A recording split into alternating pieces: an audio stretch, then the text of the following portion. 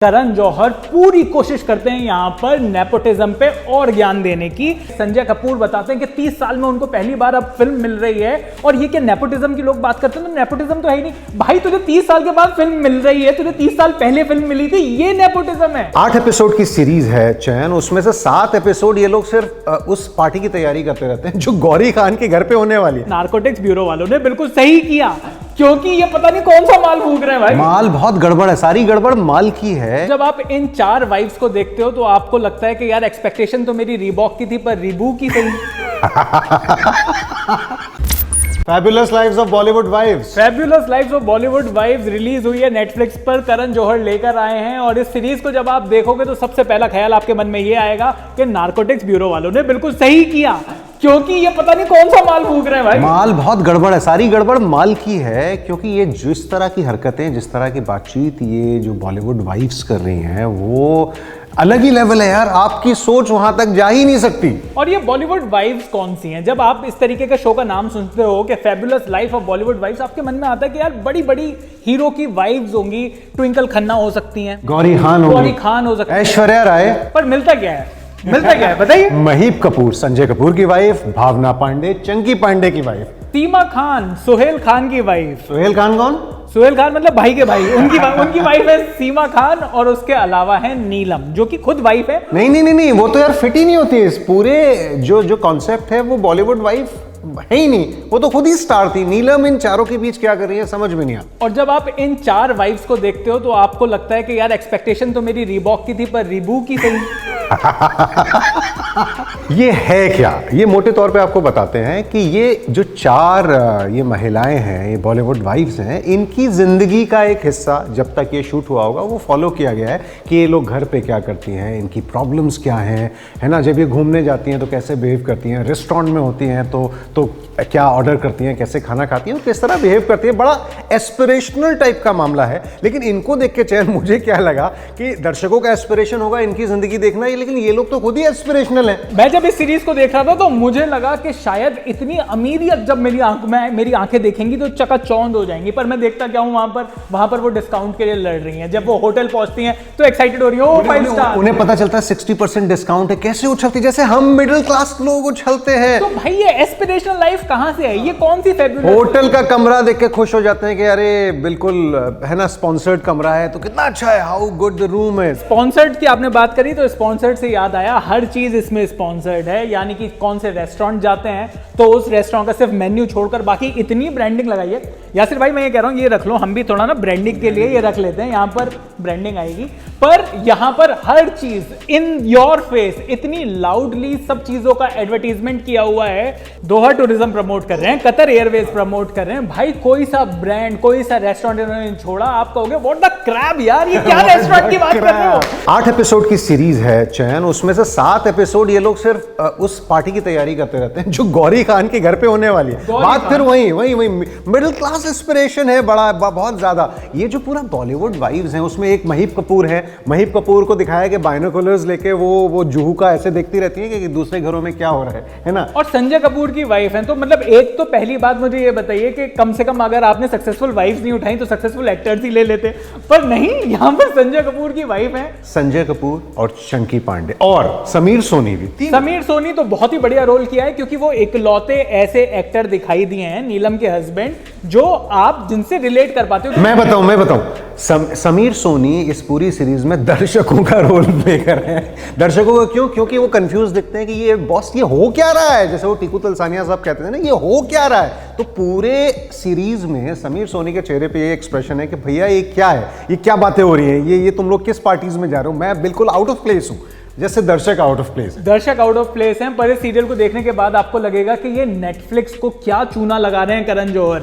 Netflix India के लिए original series लेकर आता है और इतना घटिया कंटेंट बनाता है, आप पूरे टाइम देखते हो। और एक बात और, आप इस कंटेंट को बीच में नहीं उठ सकते, क्योंकि आप हमेशा देखना चाहोगे और कितना नीचे जाएगा भाई ये कंटेंट। और नेटफ्लिक्स वाले भैया कुछ तो करो, वही सब कर रहे हो जिससे चल के फिल्में हमारी बिगड़ी थी। आपका कंटेंट भी वहीं पर जा रहा है, प्लीज संभलिए थोड़ा। और यहाँ पर ये जो सीरीज है ये इतनी स्क्रिप्टेड दिखाई देती है, पर प्रॉब्लम उसमें है कि बैडली स्क्रिप्टेड है।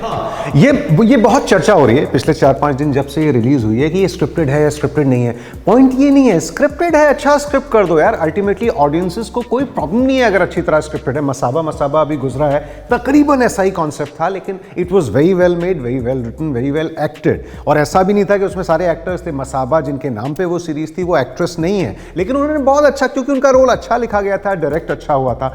यहां पर if it is scripted it is badly scripted, if it is not scripted it should have been scripted. ये हो क्या रहा है? और मेरी जो सबसे बड़ी प्रॉब्लम है इस सीरीज के साथ वो ये कि करण जौहर पूरी कोशिश करते हैं यहां पर नेपोटिज्म पे और ज्ञान देने की, कि नेपोटिज्म जैसा जो वर्ड है वो एक्चुअली एग्जिस्ट नहीं करता, क्योंकि हर किसी की जिंदगी में इतना बड़ा स्ट्रगल है। यहां पर हम देखते हैं कि संजय कपूर बताते हैं कि 30 साल में उनको पहली बार अब फिल्म मिल रही है, और ये कि नेपोटिज्म की लोग बात करते हैं तो नेपोटिज्म तो है ही नहीं भाई। तुझे 30 साल के बाद फिल्म मिल रही है, तुझे 30 साल पहले फिल्म मिली थी, ये नेपोटिज्म है। ये नेपोटिज्म की दुकान है यार, ये इसकी तो खैर चर्चा ही नहीं होनी चाहिए। संजय की वाइफ एक जगह बोलती हैं कि वो अपने घर में, जिस घर में अनिल कपूर हैं, जिस घर में श्रीदेवी रही हैं, जिस घर में बोनी कपूर हैं, वहां पर Sanjay Kapoor was one of the failures in the खानदान। कोई बात नहीं, अर्जुन कपूर को देख लेते इनफैक्ट अनन्या पांडे भी है उसमें, और उनका बहुत ही बेहतरीन डायलॉग है। उन्होंने एक डायलॉग में ये कहा कि जब वो छोटी थी उनको लगा उनका नाम है, क्योंकि उनकी मम्मी इतनी बार एफ वर्ड यूज करती है। जब भी सीरीज इतनी अनबेरेबल हो जाती है कि आप बदल देंगे चैनल या आप बंद कर देंगे, अब और नहीं देखा जाता, तब करण जौहर को आना पड़ता है। तो करण जौहर इनसे पूछते हैं कि लोग पूछेंगे जब ये सीरीज देखेंगे कि तुम लोगों ने अपनी जिंदगी में किया क्या है, तो हमें क्या लगता है ये चारों लोग बताएंगे कि जो उनके स्ट्रगल्स रहे हैं ये चारों औरतों के, वो सब करण को एक ही जवाब देती हैं, क्यों। शायद इसके अलावा और कोई जवाब भी नहीं है। अगर आप भी कल को उनसे पूछोगे कि हमने ये सीरीज 8 एपिसोड तक की देखी और हमारा टाइम बर्बाद हो गया, वो यही कहेंगे आपके मुंह पे कि अच्छा, लास्ट में क्लाइमेक्स में आते हैं कि अब ये स्पॉइलर नहीं रहा क्योंकि सबको पता है। 15-20 मिनट शाहरुख खान के साथ इंटरेक्शन है इन 4 बॉलीवुड वाइस का, और शायद शाहरुख खान के आने से ही एक सेविंग ग्रेस है इस पूरी सीरीज। वो सेविंग ग्रेस नहीं, वो सबसे कमाल के 20 मिनट है। वो सबसे कमाल के नहीं है, वो ही कमाल के 20 मिनट। जो टाइटल है बॉलीवुड वाइव्स, वो ये चारों हैं, तो इनकी जस्ट बीइंग वेरी ग्रेशियस और इनकी तारीफ कर रहे हैं, लेकिन वो कई बार आपको ऐसा लगेगा कि तारीफ नहीं कर रहे, असल में शाहरुख खान उनका मजाक उड़ा रहे हैं, जिसको वो सीरियसली ले रही हैं। ये सबसे कमाल की चीज है उसमें। 4 फैबुलस वाइव्स में से कौन सी सबसे फैबुलस लगी आपको? आई थिंक मेरे को नीलम का कैरेक्टर सबसे अच्छा लगा, बिकॉज नीलम का जो फेक एक्सेंट है, ठीक है भाई, आप न्यूयॉर्क में रही होंगी, आप सिंगापुर में होंगी, आप हांगकांग में पैदा हुई होंगी, लेकिन उसके बाद इतने सालों से आप इंडिया में हो, आपको इंडियन एक्सेंट नहीं आया। मुझे सबसे अच्छा महीप कपूर लगी। महीप पूरे शो को संभालती हैं। देखिए, अच्छा बुरे की तो बात ही नहीं हो रही है, वो जिस तरह बीच बीच में सूत्रधार का काम भी करती हैं, दूसरों को ट्वैट्स भी कहती हैं, भी कहती हैं, कितने प्यार से कहती हैं, सब कुछ,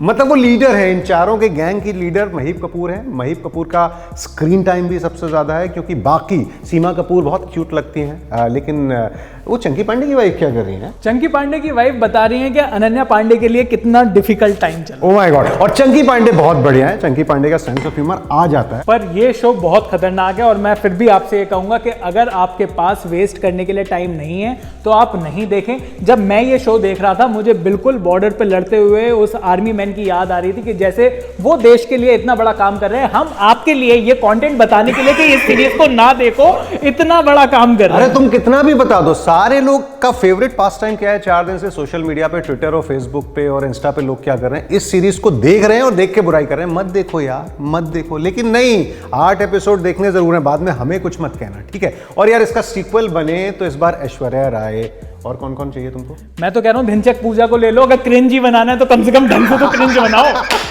He said it. ABP news आपको रखे आगे।